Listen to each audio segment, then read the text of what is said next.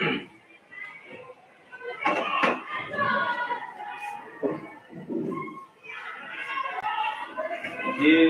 लावून होत आहे काय नाही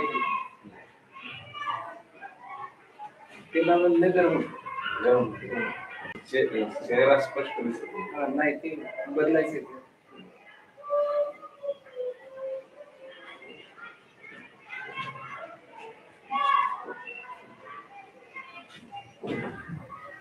करू का हो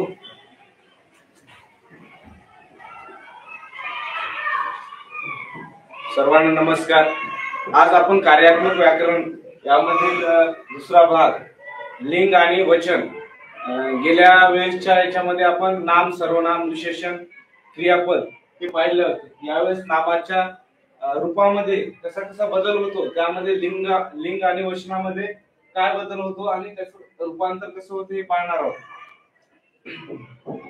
नामाच्या रूपात होणारे बदल बघा, नामाच्या रूपात नामी वाक्यात वापरताना त्यांच्या रूपात कधी कधी बदल होतो। उदाहरणामध्ये मुलगा पुस्तक वाचतो, मुलगा पुस्तक वाचतो, मुलगा हे नाम आहे, पुस्तक नाम आहे, मुलगा दुसऱ्या वाक्यामध्ये बघा मुलगे खेळ खेळतात, तर मुलगे झालं। त्यानंतर तिसऱ्या वाक्यात आहे मुलगी गाणे गाते, मुलगी गाणे गाते मुलगी। त्यानंतर चौथ्या वाक्यात बघा मुलांना खाऊ आवडतो, मुलांना खाऊ आवडतो। यामध्ये बघा वरील वाक्यामध्ये मुलगा या शब्दाची काय झालं, मुलगी मुलगे मुलांना अशी रूपे झाली। नामाच्या रूपात हा जो बदल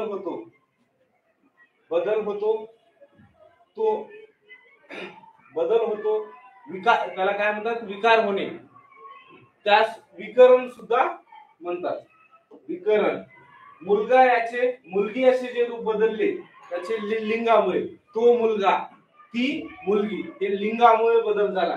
मुलगाचं मुलगी हे लिंग बदलामुळे काय, लिंग बदलामुळे त्याचे रूपांतर झाले। मुलगी असे जे झाले त्याचे वचन बदलामुळे मुलगे, मुलगाचं मुलगे, मुलगा हा एक, मुलगे अनेक हे वचन बदलामुळे। त्यानंतर मुलांना असे जे रूप झाले, ह्या वाक्यात चौथ्या मुलांना खाऊ आवडतो, मुलांना जे झालं ते विभक्ती विभक्ती जे प्रथमा द्वितीय तृतीय चतुर्थी सलाना ते जे लागतात विभक्तीला, ते इथं काय लागलं मुलांना असं जे झालं ते विभक्ती बदलामुळे।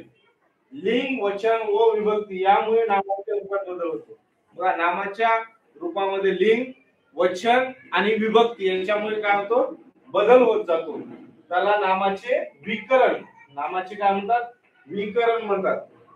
तर आपण या पाठामध्ये लिंग याविषयी पाहणार आहोत।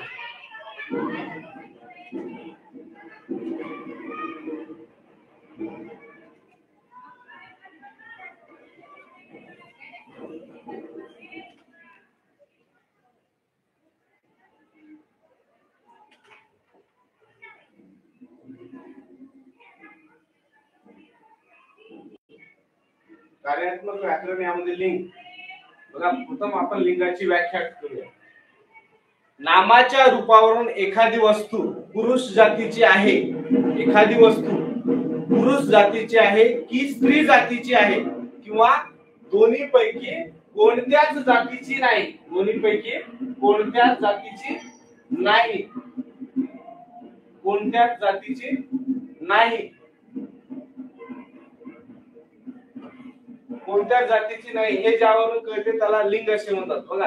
नामाच्या रूपावरून एखादी वस्तू पुरुष जातीची आहे की स्त्री जातीची आहे, पुरुष जातीची आहे का स्त्री जातीची आहे हे ज्यावरून कळते, किंवा पुरुष पण नाही स्त्री पण नाही या दोन्हीपैकी दोन्ही जातीची नाही हे ज्यावरून कळते त्याला लिंग असे म्हणतात।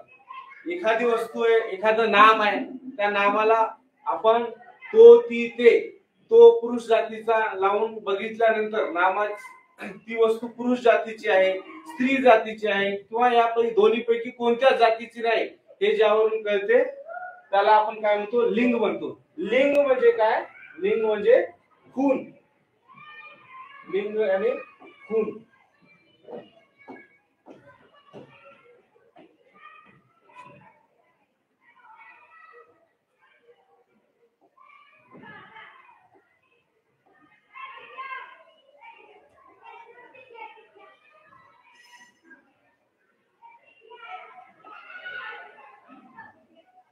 लिंगाचे प्रकार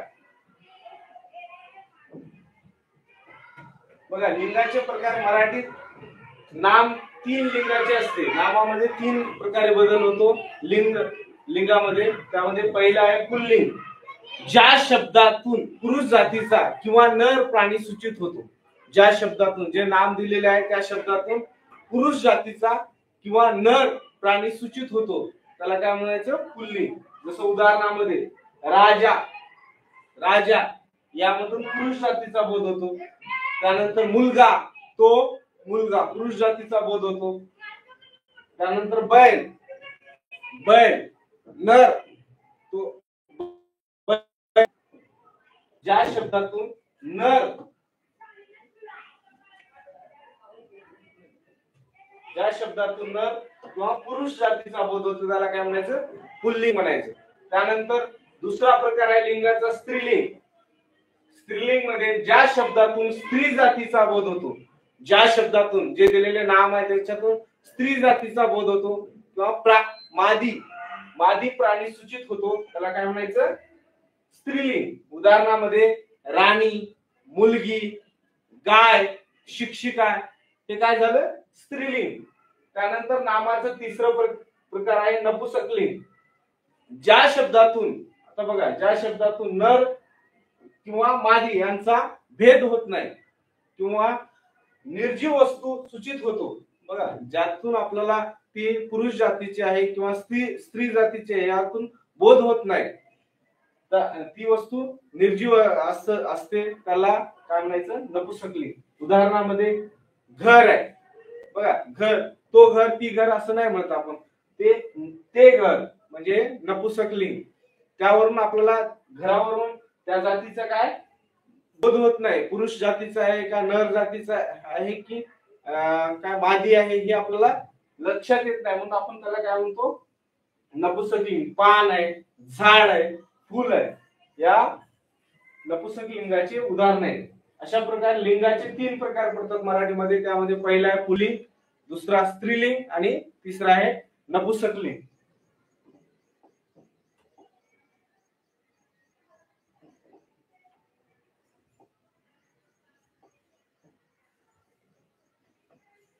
आता लिंग ओळखण्याच्या सामान्य पद्धती. लिंग कसं ओळखायचं? सामान्यतः आकारांत नामे पुल्लिंगी असतात. बघा, आकारांत नामे काय असतात? पुल्लिंगी असतात. आणि इकारांत नामे स्त्रीलिंगी असतात. इकारांत नामे स्त्रीलिंगी, तर एकारांत नामे नपुंसकलिंगी असतात. एकारांत नामे काय असतात? नपुंसकलिंगी.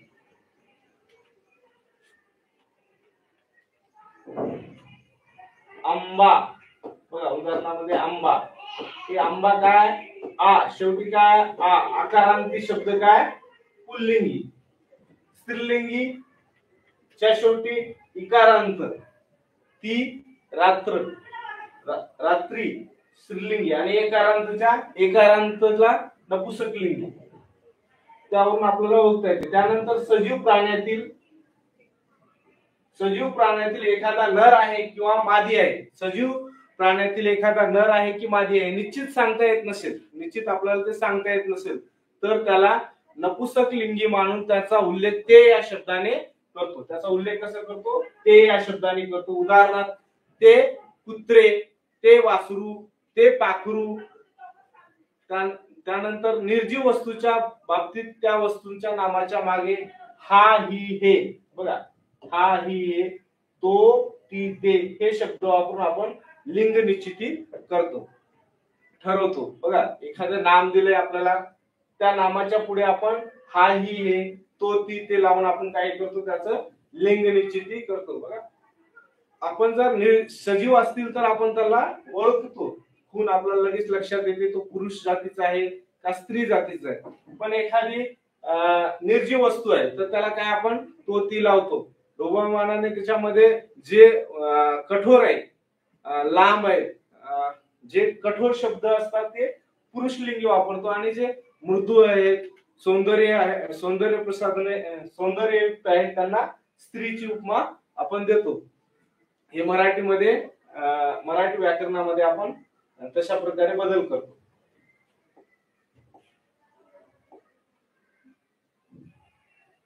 त्यानंतर उदाहरणे बघूया आपण. बघा, पुल्लिंग, स्त्रीलिंग, नपुंसकलिंग आपण ओळखताना त्याच्या पुढे, नामाच्या पुढे तो, ती, ते लावून काय करतो, ते नाम ओळखतो. त्यामध्ये पुल्लिंग तो वाडा, वाडा, वाडा हे नाम आहे. नामाच्या पुढे काय केलं आपण, तो लावला, तो वाडा, हे काय झालं, पुल्लिंग झालं.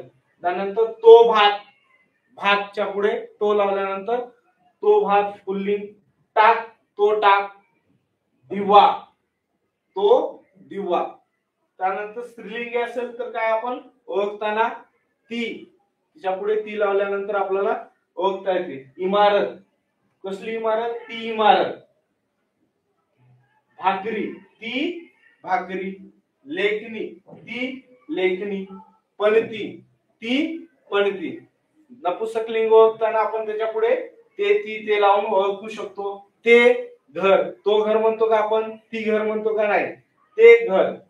ज्या नामाच्या पुढे आपण जे नामाचे शब्द दिले, नाम दिलंय, त्याच्या पुढे ते लावल्यानंतर आपल्याला नपुंसकलिंग आहे का ओळखता येते. ते वरण, ते पेन. बघा, तो पेन, ती पेन म्हणत नाही, ते पेन म्हणतो. त्यामुळे ते काय झालं, नपुंसकलिंग. पेन काय झालं, नपुंसकलिंग. ते तेज, हे काय झालं, नपुंसकलिंग. त्यानंतर काही बदल, नियमानुसार कसे बदल होतात बघा. लिंग भेदामुळे नामाच्या रूपात होणारे बदल. पहिला नियम आहे, काही आकारांत पुल्लिंगी प्राणीवाचक नामाचे स्त्रीलिंगी रूप इकारांत व त्याचे नपुंसकलिंग एकारांत होते. बघा, आपण पहिल्यांदा बघितले आहे त्या नियमामध्ये की पुल्लिंगी हे आकारांत असतात, स्त्रीलिंगी हे काय इकारांत असतात आणि नपुंसकलिंग हे एकारांत असतात. बघा, मुलगा, मुलगा जो आहे त्यामध्ये शेवटी काय, आ, आ काय झाला, आकारांत. मुलगा हे काय झालं, पुल्लिंगी प्राणीवाचक नाम हे पुल्लिंगी असतात. आकारांत पुल्लिंगी प्राणीवाचक नामाची स्त्रीलिंगी रूप कसं होते मग, इकारांत. बघा, मुलगाचं काय झालं, मुलगी. काय आलं शेवटी, ई, इकारांत. त्यानंतर मुलगे झालं, एकारांत, मुलगे. त्यानंतर दुसरं उदाहरण बघू. पोरगा, पोरगा, गा आकारांत आहे, शेवटी काय, आ, पोरगा, आ, आकारांत. पोरगाचं काय झालं, स्त्रीलिंग करताना रूप काय होते, इकारांत. प्राणीवाचक शब्द आहे ते. प्राणीवाचक शब्दाचं आपल्याला नियम काय सांगतो, प्राणीवाचक नामाचे, बघा, आकारांत प्राणीवाचक नामाचे स्त्रीलिंग रूप काय होते, इकारांत होते व नपुंसकलिंग काय होते, एकारांत होते. तर पोरगा हे काय प्राणीवाचक नाम आहे आणि तो कसा आहे, पुल्लिंगी आहे, पोरगा. पोरगाचं काय होणार मग, पोरगी. बघा, हे आकारांत आहे, शेवटी काय, आ, आचं काय झालं, ई आणि नपुंसकलिंगामध्ये काय होते, ए, पोरगा, पोरगे नपुंसकलिंग. त्याला आपण पोर सुद्धा म्हणतो. त्यानंतर बघा, उदाहरण दुसरं आहे, घोडा. घोडा काय आकारांत आहे, या आकारांतला काय झालं, पुल्लिंगी आकारांत आहे, स्त्रीलिंगी मध्ये काय होते, इकारांत होते, घोडी झालं, शेवटी काय झाला, ई. तर घोडीचं काय झालं, नपुंसकलिंगामध्ये घोडे, एक वचनीमध्ये. त्यानंतर कुत्रा, कुत्र्याचं, कुत्रा हे पुल्लिंगी आहे, त्याचं कुत्री, स्त्रीलिंगी काय झालं, कुत्री, इकारांत. त्यानंतर नपुंसकलिंग कुत्रे.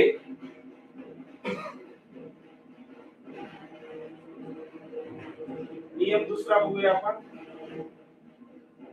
काही प्राणीवाचक पुल्लिंग नामांना, काही प्राणीवाचक पुल्लिंग नामांना इन प्रत्यय लावून त्याचे स्त्रीलिंगी रूप होतात. बघा, काही प्राणीवाचक नामांना इन प्रत्यय लागते, शेवटी काय लागते, इन प्रत्यय.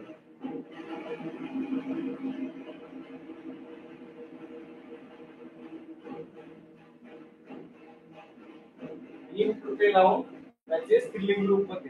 उदाहरणामध्ये सुतार आहे, सुतार तो कोणता आहे? पुल्लिंग आहे, तो सुतार पुल्लिंग आहे. पुल्लिंगीचं स्त्रीलिंग रूप करताना इकारांत प्रत्यय लावून सुतारीन काय झालं? इन प्रत्यय लावून त्याचं स्त्रीलिंगी रूपांतर झालं. माळी आहे, माळीन. त्यानंतर तेलीन, तेलीचं तेलीन.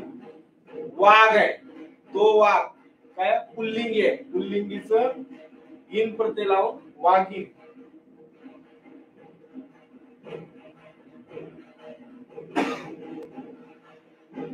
त्यानंतर तिसरा नियम बघा,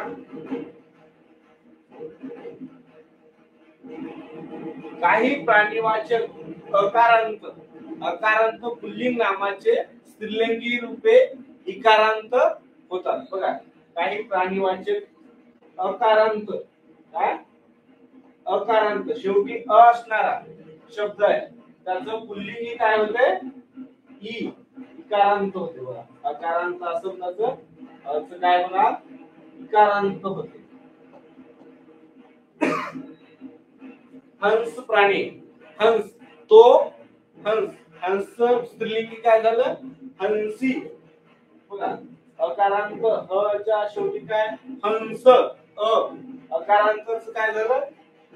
इकारांत हंसी. त्यानंतर वानर, वानरच्या शेवटी काय?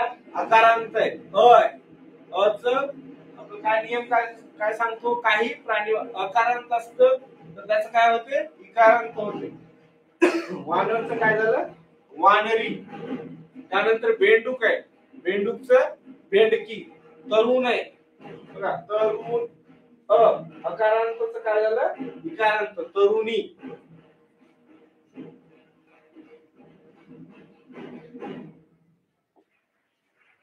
त्यानंतर बघू चौथा नियम, काही आकारांत पुल्लिंग पदार्थवाचक नामांना ई प्रत्यय लावून त्याचे स्त्रीलिंगी रूप बनतात. बघा, काही आकारांत, बघा आकारांत शेवटी आ असणारा आकारांत पुल्लिंगी पदार्थवाचक, कोणते? पदार्थवाचक नामांना काय होते? ई प्रत्यय लावून त्याचं स्त्रीलिंगी रूप होते. बघा, पदार्थवाचक जर तो नाम असेल आणि तो पुल्लिंग असेल तर त्याला काय होते? ई प्रत्यय लावून त्याचं स्त्रीलिंगी होते. बघा, लोटा आहे, लोटा काय पदार्थ आहे? त्या लोटाला ई प्रत्यय लावून आज काय झालं? आचा ई प्रत्यय. लोटाचं लोटी. खडा, खडा पुल्लिंग आहे, तो खडा. त्याचं स्त्रीलिंगी करताना आज काय होणार? ई. खडा खडी. त्यानंतर दांडा, दांडा, दांडा आकारांत आहे आणि तो पुल्लिंग आहे, तो दांडा. दांडाचं काय झालं? दांडी. आरसा, तो आरसा आकारांत आहे, पदार्थ आहे. त्या पदार्थवाचक नामांना काय होते? स्त्रीलिंग करताना ई प्रत्यय लावून आरसी. त्यानंतर भाकरा, भाकरी. अशा प्रकारे चौथा नियम काय सांगतो? काही आकारांत पुल्लिंग पदार्थवाचक नामांना ई प्रत्यय लावून, बघा ई प्रत्यय लावून त्याचं काय होतं? स्त्रीलिंगी रूप बनतात. त्यानंतर पाचवा नियम बघूया. बघा, पाचवा नियम, संस्कृतातून मराठीत आलेल्या नामाचे स्त्रीलिंगी रूप हे ई प्रत्यय लावून होतात. काय प्रत्यय लावून? ई प्रत्यय. संस्कृत मधून आलेल्या नामाचे स्त्रीलिंगी रूप ई प्रत्यय. युवा, युवा हे काय शब्द आहे? नाम जे आहे ते संस्कृत भाषेतून आले आहे. युवाला काय झालं? युवती.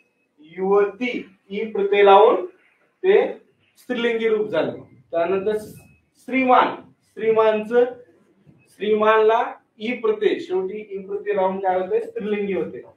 श्रीमती. त्यानंतर ग्रंथकर्ता, ग्रंथकर्ता त्याचं काय झालं, ग्रंथकर्ती. संस्कृतातून मराठीत आलेल्या नामाचे स्त्रीलिंगी रूप काय होते, मग ई प्रत्यय लावून होतात.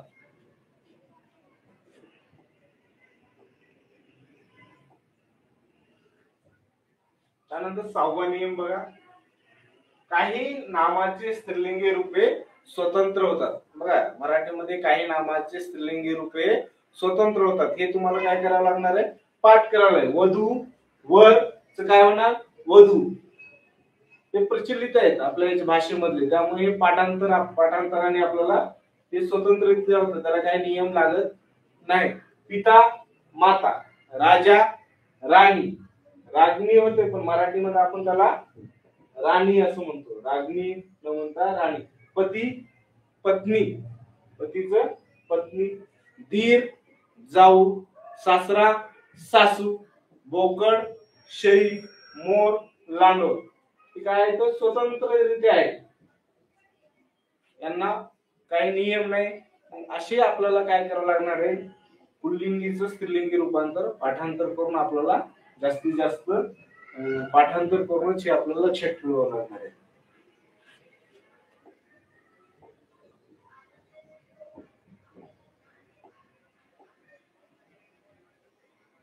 त्यानंतर 7वा नियम बघा, मराठीतील काही शब्द काय होतात, निरनिराळ्या लिंगात आढळतात. बघा, वेळ आहे, तो वेळ, ती वेळ, त्या वाक्यानुसार ते आपल्याला वेगवेगळ्या लिंगामध्ये ते शब्द वापरतात. बाग आहे, ती बाग, तो बाग, ते बाग. आपण वापरताना विना, तो विना, ते विना, म्हणजे हे निरनिराळ्या लिंगात वापरणारे शब्द आहेत. एकाच लिंगात न वापरता आपण ते वाक्यानुसार आपण काय करतो, तो पुल्लिंगी, स्त्रीलिंगी का नपुंसकलिंगी आहे तो ठरवतो. वाक्याच्या क्रियापदानुसार याचं आपल्याला लिंग ठरवता येते. मजा, मजा, एकर, एकर, तंबाखू, तंबाखू. हे काय आपल्याला वेगवेगळे शब्द आहेत, असे शब्द आहेत की ते वेगवेगळ्या लिंगात, स्त्रीलिंगी मध्ये पण येतात, पुल्लिंगी मध्ये येतात. काही शब्द पुल्लिंगी मधले नपुंसकलिंगी मध्ये पण येतात. ते कसे ओळखायचे, तर त्या वाक्याच्या क्रियापदावरून आपल्याला ते काय काय लक्षात येणार आहे.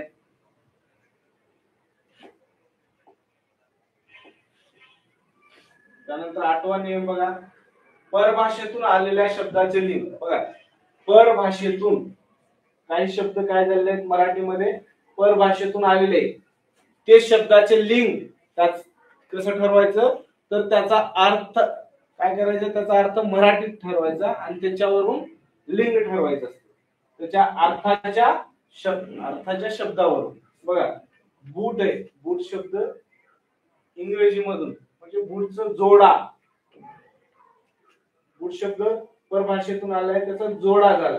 जोडा काय झाला आपला मराठीमध्ये, पुल्लिंगी. म्हणजे त्या भाषेच्या आलेल्या शब्दाचं काय करायचं, आपल्या अर्थात रूपांतर मराठीमध्ये करायचं आणि त्या अर्थाच्या रूपावरून त्याचं लिंग ठरतं. क्लास, क्लास हा वर्ग इंग्रजी आहे शब्द क्लास. क्लासला मराठीत काय, वर्ग. मग वर्गाचं काय आपल्याला लिंग, वर्ग, तो वर्ग. पेन्सिल आहे, इंग्रजी मधून पेन्सिल आलेलं आहे. पेन्सिल हे काय इंग्रजी, मग त्याचं मराठीत काय होणार, लेखनी, लेखनी. मग कोणती लेखनी, ती लेखनी. काय ती म्हटल्यानंतर कोणतं आलं लिंग, मग स्त्रीलिंग. असं आपण त्याच्या अर्थावरून, अर्थाच्या शब्दावरून, म्हणजे जे अर्थ आलाय त्या अर्थाच्या शब्दावरून आपल्याला त्याचं लिंग ठरवता येतं. कंपनी शब्द इंग्रजी आहे, कंपनीला मंडळी. मराठीमध्ये काय, मंडळी. मंडळी काय झालं आपलं स्त्रीलिंग झालं. बुक शब्द आहे, बुक, बुकला मराठीमध्ये पुस्तक. मग पुस्तकचं आपल्याला लिंग ठरवावं लागणार आहे. पुस्तकचं लिंग काय झालं, ते पुस्तक. मग ते काय झालं, नपुंसकलिंग. असं आपल्याला परभाषेतून आलेल्या शब्दाचे लिंग त्याच्या अर्थाच्या शब्दाच्या लिंगावरून ठरवता येते.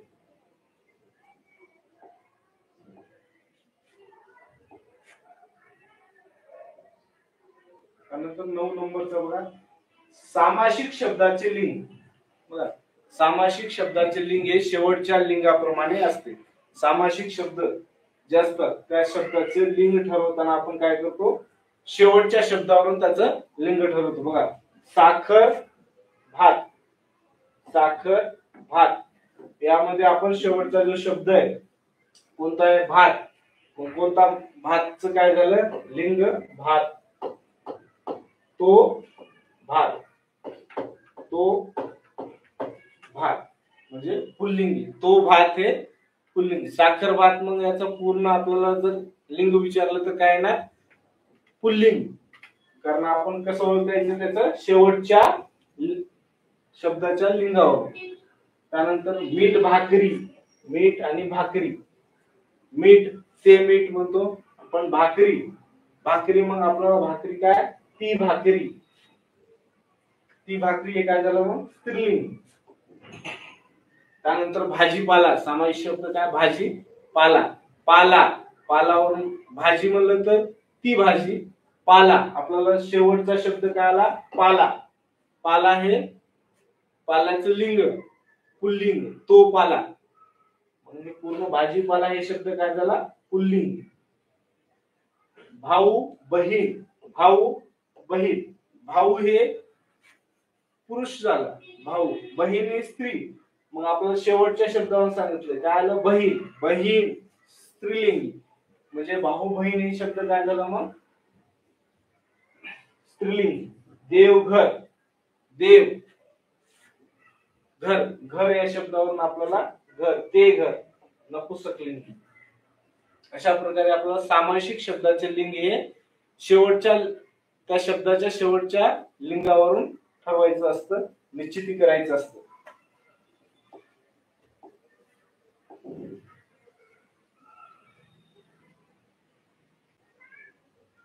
त्यानंतर 10वा नियम, काही नामे पुल्लिंगी व स्त्रीलिंगी असूनही उल्लेख पुल्लिंगी करतात. बघा काही नामे पुल्लिंगी व स्त्रीलिंगी असूनही त्याचा उल्लेख काय करतात पुल्लिंगी करतात. गरुड आहे, गरुडामध्ये पुल्लिंगी आणि स्त्रीलिंगी असणारच आहे, पण आपण त्याचं तो गरुड म्हणजे पुल्लिंगीच करतो मराठीमध्ये. त्यानंतर मासा, माशामध्ये पण पुल्लिंगी स्त्रीलिंगी असतात, पण त्याच्यात आपण मराठीमध्ये काय करतो पुल्लिंगीच, तोच मासा म्हणजे पुल्लिंगीच असा त्याला आपण ग्राह्य धरतो. सुरवड त्यामध्ये आपण पुल्लिंगीच धरतो. साप, सापामध्ये पुल्लिंगी स्त्रीलिंगी असतील, पण आपण काय करतो मराठीमध्ये साप हा पुल्लिंगीच ग्राह्य धरतो. त्यानंतर होल, उंदीर हे असे शब्द जे आहेत ते आपण पुल्लिंगीच ग्राह्य धरतो, कारण आपण मराठीमध्ये काही जे कठीण शब्द आहेत, काही लांब कठोरपणाचे जे आहेत ते आपण पुरुष जातीचे असतात असं ग्राह्य धरून आपण पुल्लिंगीच असं ग्राह्य धरतो.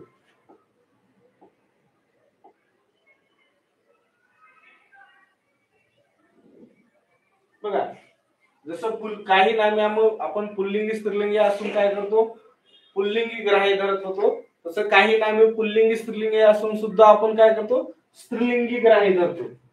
बघा जसं की घूस आहे, घुशीमध्ये पुल्लिंगी स्त्रीलिंगी असणार आहे, पण घूस म्हणल्यानंतर आपण स्त्रीलिंगीच ग्राह्य धरतो. पिसू, त्यानंतर माशी, ऊ, सुसर, घाळ, खार, घार, पाल हे शब्द जे पुल्लिंगी स्त्रीलिंगी असूनही त्याचा उल्लेख आपण स्त्रीलिंगीच करतो. तर मराठीमध्ये आपण त्याचा लिंग हे स्त्रीलिंगीच करतो. कठोर जे मृदू आहेत, सौम्य आहेत, लहान आहेत त्याचा उल्लेख आपण स्त्रीलिंगी, सौंदर्यमय आहे त्याचा उल्लेख आपण स्त्रीलिंगी असे करतो.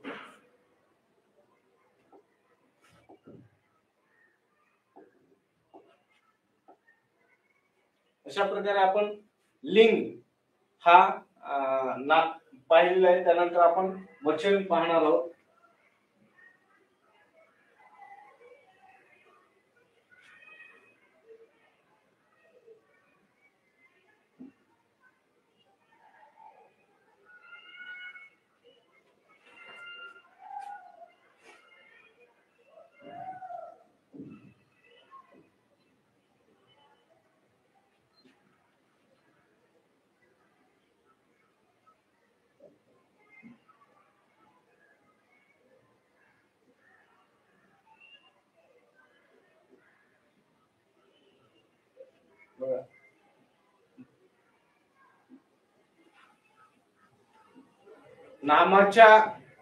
नामामध्ये बदल हे लिंग, वचन आणि विभक्तीमुळे बदल होतात. आपण ते पहिल्यांदा पाहिलेलं आहे. जसं की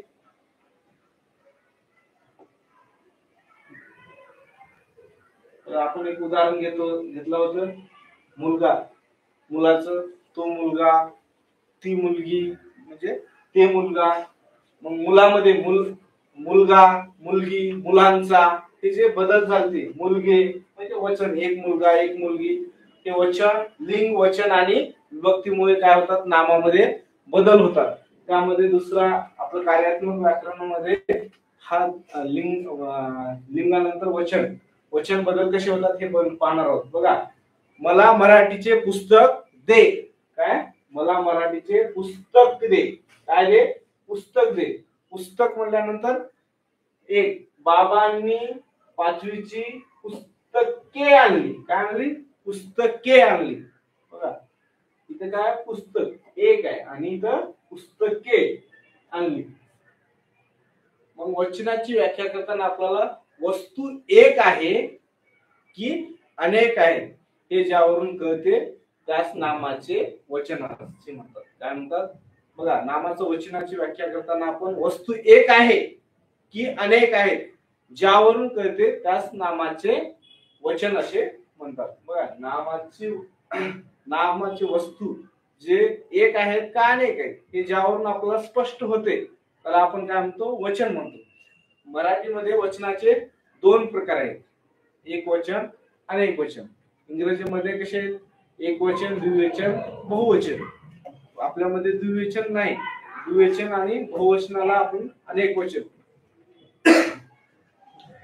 मराठीमध्ये वचनाचे 2, एक वचन आणि अनेक वचन. वचन म्हणजे वस्तू एक आहे की अनेक आहेत ज्यावरून आपल्याला स्पष्ट कळते त्या नामावरून, त्याला आपण काय म्हणतो, वचन म्हणतो.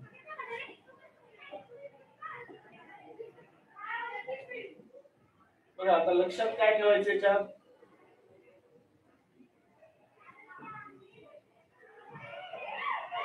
एकवचनी सर्वनामे कोणकोणते आहेत, आपण सर्वनामे बघितले अगोदरचे.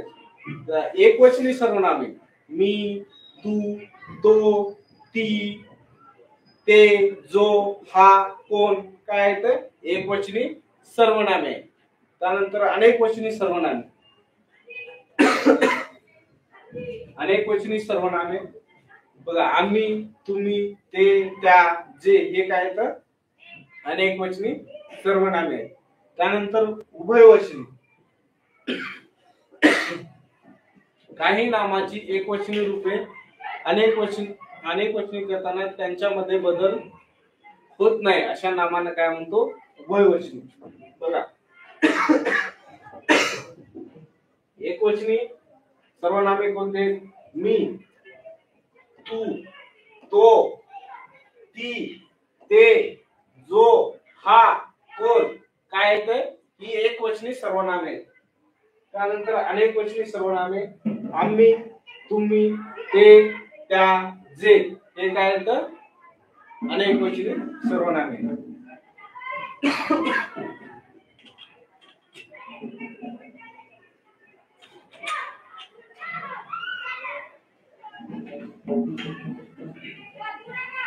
त्यानंतर उभयवचनी. बघा, उभय म्हणजे दोन्ही, काही नामाची एकवचनी रूपे अनेकवचनी करताना त्यांच्यामध्ये बदल होत नाही अशा नामांना काय म्हणायचं, उभयवचनी. काही नामाचं एकवचनी रूप किंवा अनेकवचनी रूप करताना काय होत नाही, त्याच्यात बदल होत नाही अशाला उभयवचनी. ज्या नामाची एकवचनी व अनेकवचनी रूपे बदलत नाही त्या नामाचे वचन वाक्याच्या क्रियापदावरून करतात. ज्याचं बदल होत नाही त्याचा आपण कशावरून म्हणतो, क्रियापदाच्या रूपावरून. बघूया उदाहरणामध्ये, गुरुने लाडू खाल्ला. लाडू, लाडू जे नाम आहे, गुरुने लाडू खाल्ला. त्यानंतर दुसरं वाक्य आहे, गुरुने लाडू खाल्ले. बघा, क्रियापद कोणत्या याच्यामध्ये, याच्यामध्ये खाल्ला आणि याच्यात खाल्ले. काय सांगते, ज्या नामाची एकवचनी व अनेकवचनी रूपे बदलत नाही. बघा, इथं बदललं का, लाडूचं लाडूच आहे, इथं पण लाडूचं काय, लाडूच आहे.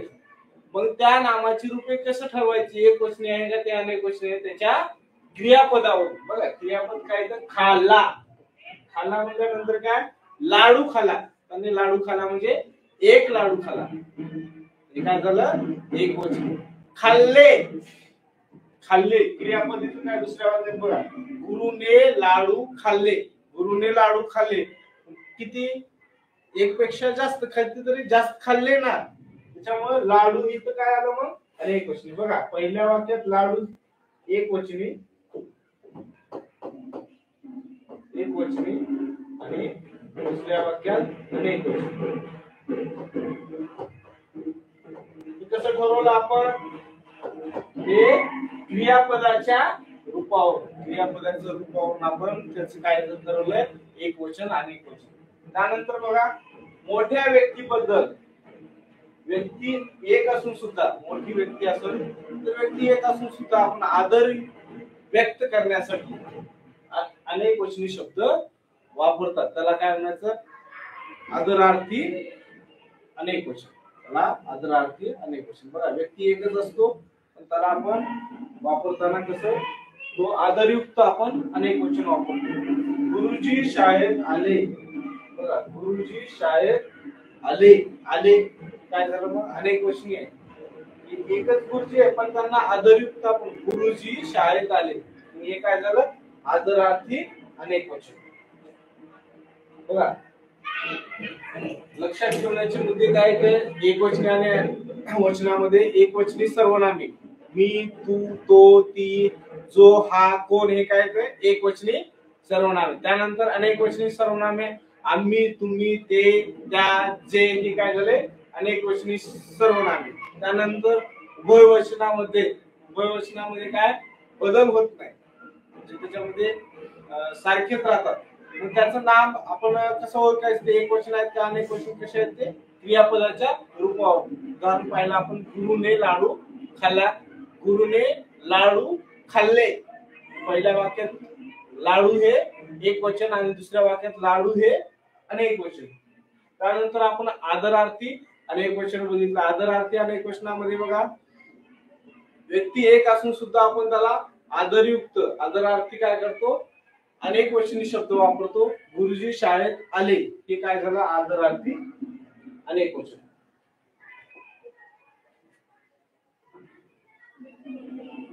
बघा पहिल्या याच्यामध्ये पुल्लिंगी नामाचे अनेक वचने. बघा पुल्लिंगी नाम आहे, नाम आपण पुल्लिंग आणि स्त्रीलिंग आहे कसं ओळखायचं ते आपण बघितलं पहिल्या याच्यामध्ये. नाम पुल्लिंगी असेल आणि तो आकारांत असेल, बघा नाम पुल्लिंगी आहे आकारांत आहे, शेवटी काय आ आहे त्या नामाच्या, आकारांत असेल तर त्याचं काय होते एकारांत होते, काय होते एकारांत होतात. बघा बघा पुल्लिंगी नामाचे अनेक वचन करताना जर तो पुल्लिंगी नाम आकारांत असेल त्याचं अनेक वचन एकारांत होते. बघा मुलगा, मुलगा हे काय पुल्लिंगी आहे, मग याच आकार आणि आकारांत आहे, तो आकारांत काय होते एकारांत, आकारांत काय होते एकारांत, आज एकारांत. बघा इथं आ शेवटी काय मुलगा आ आणि इथं ए, मुलगाचे काय झालं मुलगे. त्यानंतर राजा राजे, बघा राजा आकारांतच एकारांत राजे. घोडा घोडे, घोड्याचं घोडे. रेडा रेडे, रेडा आकारांतच एकारांत. ससा सहसा आकारांत ससे, हे काय झालं एकारांत स्त्रीलिंग ससे, सॉरी अनेक वचन. दिवा, बघा दिवा एक वचन, दिव्याचं दिवे अनेक वचन. मळा आकारांत, मळ्याचं मळे.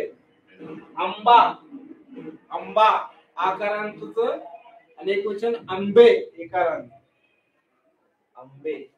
अशा प्रकारे बघा पुल्लिंगी नामाचे अनेक वचन आकारांत जर असेल पुल्लिंगी नाम तर एकारांत होते, त्यानंतर बघूया अपवाद याला काय येतं, दादा, मामा, आजोबा असे नाते संबंधी शब्द याला अपवाद आहेत.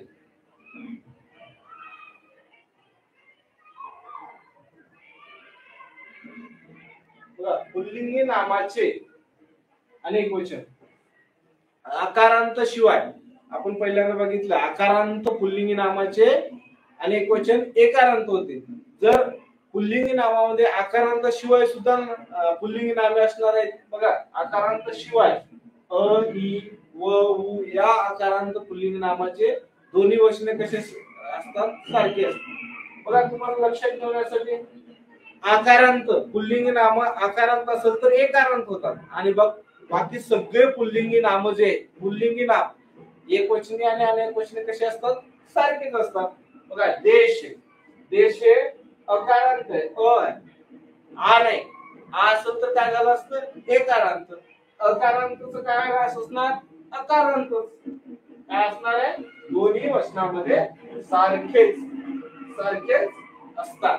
देशचं देश, मित्र, बघा मित्र हा अकारांत आहे, मित्रच असणार. आणि एक वचनामध्ये मित्र आणि एक वचनामध्ये पण मित्र. दिवस, दिवस, बघा दिवस अकारांत आहे आणि अनेक वचनी अकारांतच असणार आहे. कवी, बघा कवी हे काय इकारांत आहे, शेवटी काय ही आहे इकारांत. काय असणार आहे, इकारांतच असणार आहे. आपल्याला काय सांगतंय की बाबा पुल्लिंगी जर नाम असेल तर पुल्लिंगी नामामध्ये आकारांत असेल तर त्याचं एकारांत होते, बाकी सगळ्याचं काय असतं, सारखंच राहते. एवढीच आपल्याला लक्षात ठेवायचं नियम. बघा, आकारांताशिवाय जर आकारांत असेल तर काय होणार, आपण बघितलंय एकारांत होणार. काय होणार, एकारांत होणार आणि बाकी सगळे काय राहणार, ते जशाच तसेच, वचनामध्ये बदल होणार नाही. त्यानंतर गुरु आहे, गुरुचं गुरु, बघा उकारांत आहे, त्याचं काय राहणार, गुरुच राहणार. पक्षी इकारांत आहे, पक्षीच राहणार. शत्रू उकारांत आहे, शत्रूच राहणार. त्यानंतर बैल, बैल मध्ये अकारांत आहे, अकारांतच काय राहणार, अकारांतच राहणार बैल. म्हणजेच अकारांताशिवाय जे नाम आहेत, पुल्लिंगी नाम आहेत, त्याचं जशाच तसं एक वचन पण तेच आणि अनेक वचन पण तेच असणार.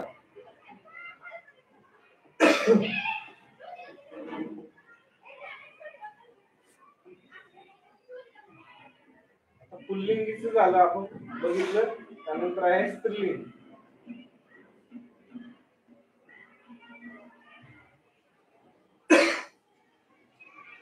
अकारांतचे आकारांत व इकारांत होतात. बघा, स्त्रीलिंगी नामाचे अनेक वचन हे काय होते, अकारांत असेल तर त्याचे आ व इकारांत होतात.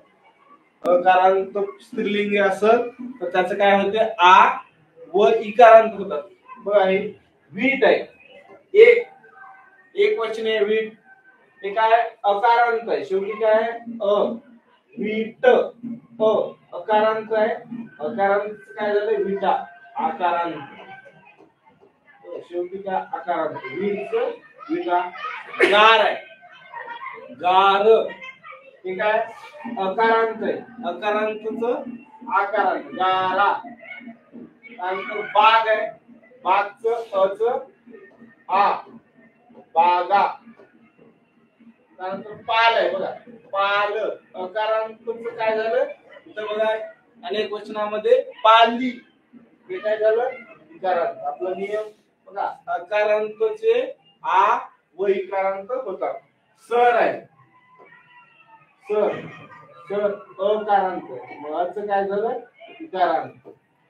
त्यानंतर विहीर, विहीर अकारांत, विहीरचं अनेक वचन विहिरी, इकारांत झालं. वेळ, वेळ अकारांतच आकारांत, वेळा. म्हैस, म्हैस, म्हैसचं म्हशी, इकारांत. म्हणजे अकारांत स्त्रीलिंगी नाम असेल तर त्याचं रूपांतर आ व इकारांत होतात शेवटी. वीटचं विटा जसं आपण बघितलंय. त्यानंतर बघूया पुढचं, स्त्रीलिंगी नामाचे अनेक वचन. इकारांतचे याकारांत. बघा, स्त्रीलिंगी नामाच्या शेवटी ई असेल तर त्याचं काय होते, याकारांत होते. या बघा, नदी ते काय, नदी. नदी हे काय, स्त्रीलिंगी, ती नदी.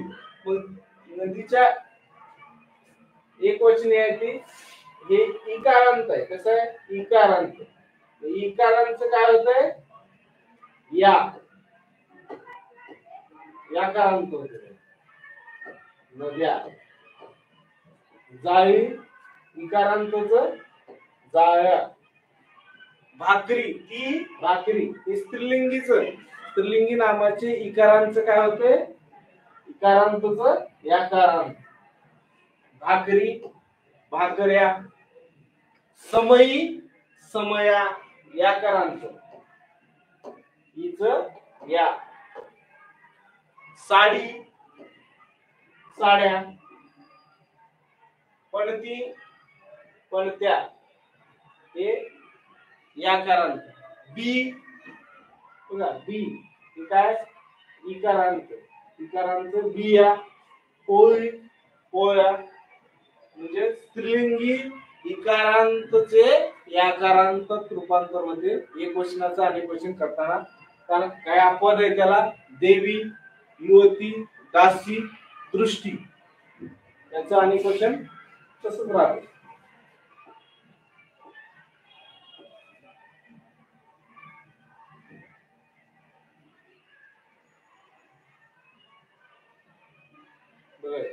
यात बघूया, स्त्रीलिंगी नामाचे अनेक वचन. उकारांचे वाकारांत. जर उ असेल स्त्रीलिंगी नामाला तर त्याचं वाकारांत होते. बघा, सासू हे काय, उकारांत आहे. सासू, सासूचं काय झालं, सासवा, वाकारांत. सासू, सासवा. जाऊ उकारांत, जावा. उकारांताचे वाकारांत, वाकारांत. एक वचनी उकारांत असेल तर त्याचं अनेक वचनामध्ये वाकारांत. जळू, जळू आहे एक वचनी, त्याचं अनेक वचन जळवा. काय झालं, जळवा. त्यानंतर पिस्सू, पिस्सूचं पिसवा, हे काय झालं, अनेक वचन. स्त्रीलिंगी नामामध्ये उकारांतचे वाकारांत. उकारांत असेल तर त्याचं काय होते, वाकारांत होते. जसं की एक वचनामध्ये सासू आहे त्याचं सासवा. जाऊ, जावा. जळू, जळवा. पिसू, पिसवा. अपवादाला आहे तर वाळू, बाजू, वस्तू, वधू, वास्तू, हे काय तर अपवाद आहे.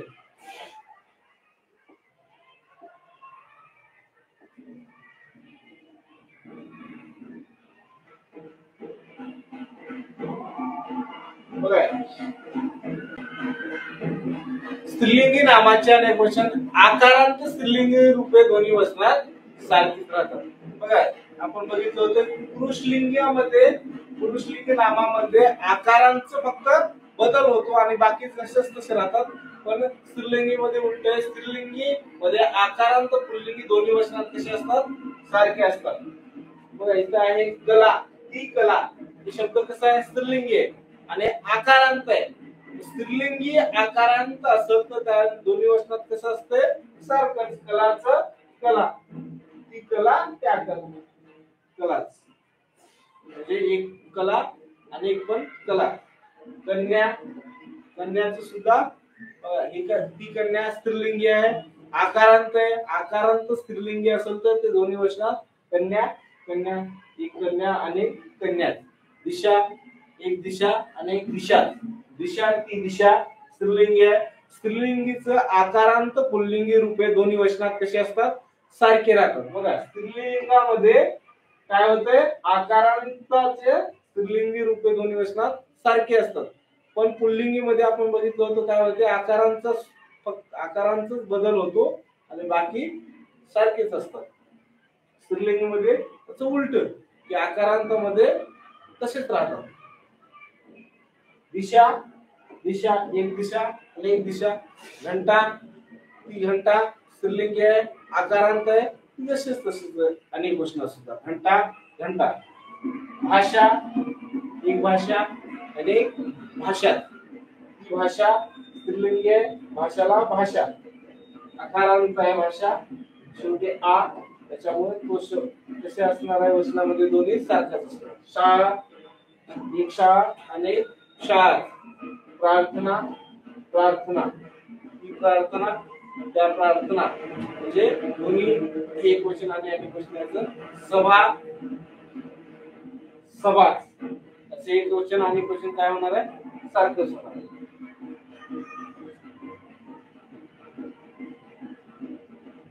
म्हणजे एक नियम काय म्हणतो, आकारांत स्त्रीलिंगी रूपे दोन्ही वचनात सारखीच असतात.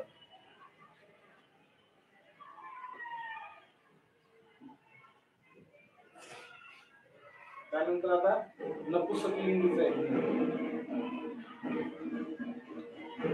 नपुंसकलिंग नामाचे एक वचन अ व उकारांचे एकारांत होतात.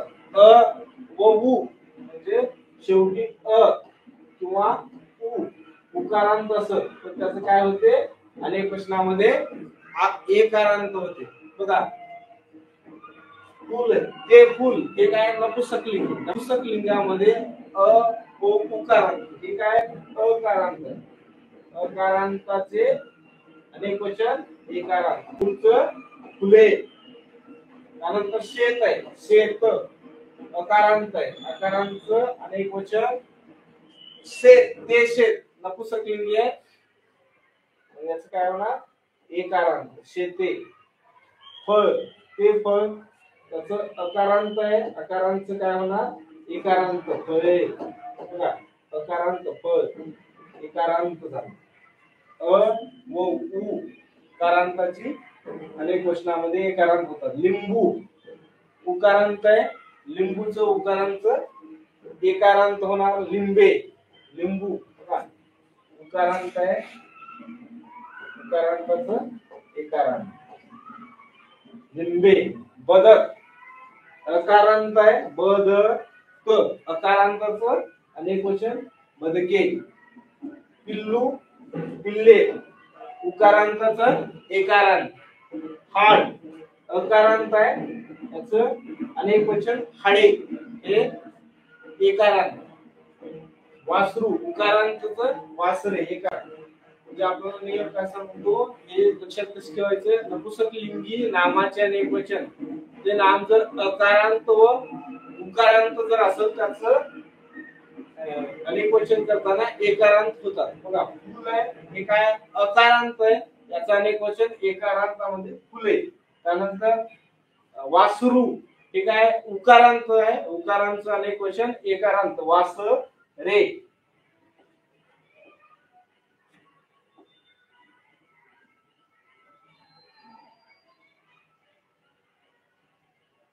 नपुंसकलिंगी नामाचे अनेक वचन, यामध्ये दुसरा नियम बघा, एकारांताची इकारांत होतात. एकारांत जर नपुंसकलिंगी असेल तर काय होते, इकारांत.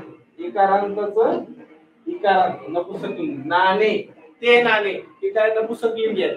नाणे, हे काय एकारांत आहे, एकारांताचं काय होते, इकारांत, नाणी. त्यानंतर लाटणे, लाटणे, ते लाटणे, हे काय झालं नपुंसकलिंगी आणि त्याचं एकारांत आहे शेवटी. बघा, लाटणे एकारांत आहे आणि त्याचं काय होणार, लाटणी. त्यानंतर खेडे एकारांत आहे, त्याचं खेडी, हे अनेक वचनामध्ये खेडी ही इकारांत होणार. फडके एकारांत आहे, त्याचं अनेक वचन फडकी, इकारांत होणार. तळे, तळे हे एक वचन आहे आणि ते काय एकारांत आहे, त्याचं तळी, अनेक वचनामध्ये तळी. मडके, मडके हे एक वचन आहे, एकारांत आहे आणि त्याचं अनेक वचन मडकी, इकारांत. म्हणजे एक वचनी एकारांताची नपुंसकलिंगाचं जर नाम असेल त्याचं एकारांताची इकारांत होतात.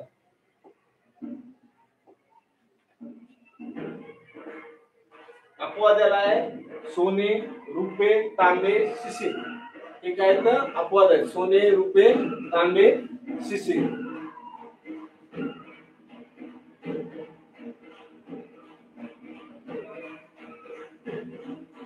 बघा नपुसकलिंगी नामाचे अनेक वचन इकारांताची नपुसकलिंगी वचने दोन्ही वचनात सारखी राहतात. इकारांत जर नपुसकलिंग असेल तर काय होते दोन्ही वचनात सारखी राहतात. लोणी लोणीचं इकारांत लोणी ते लोणी ते नपुसकलिंगी आहे. अनेक वचनात पण लोणीच असणार. दही दहीचं अनेक वचन दहीच असणार. इकारांतचं नपुसकलिंगी दोन्ही वचनात सारखे राहणार. दहीचं दहीच पाणी पाणी. नपुसकलिंगी नामाच्या अनेक वचनामध्ये इकारांताची जर असेल म्हणजे शेवटी गी असेल आणि नपुसकलिंगी असेल तर दोन्ही वचनात काय असतात सारखीच राहतात. दोन्ही वचनामध्ये ती नामे एकवचन आणि अनेक वचन कशी असणार आहेत सारखीच असणार.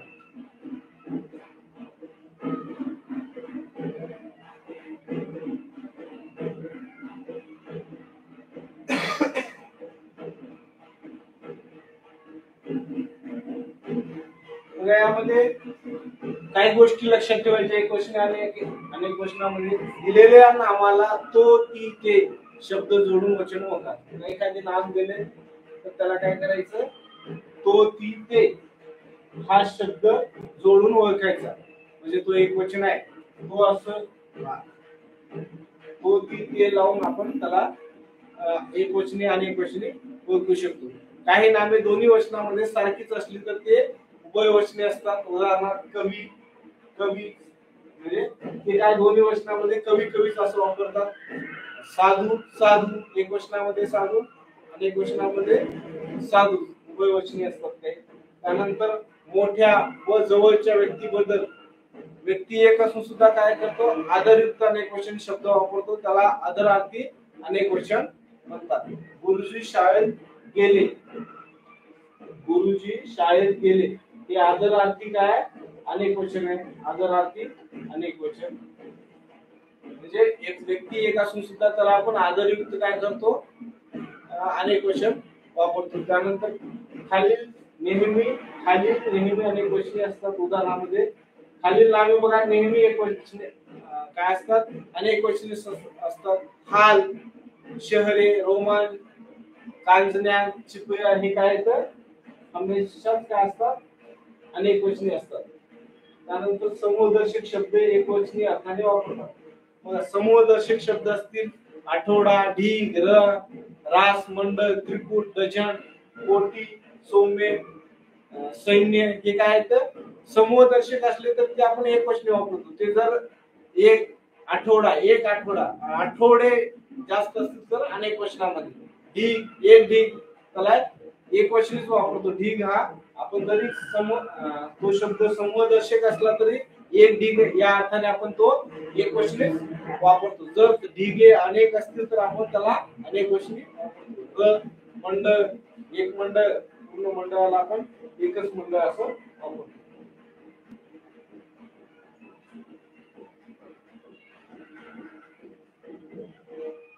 अशा प्रकारे आज आपण लिंग आणि वचन हे दोन्ही पाहिलेलं आहोत.